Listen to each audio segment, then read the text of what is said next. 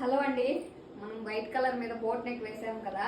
ఈ వర్క్ వేసినందుకు నిజంగా చాలా అంటే చాలా సంతోషంగా ఉందండి. ఎందుకంటే ఇది చాలా ఆర్డర్లు వస్తూ ఉన్నాయి.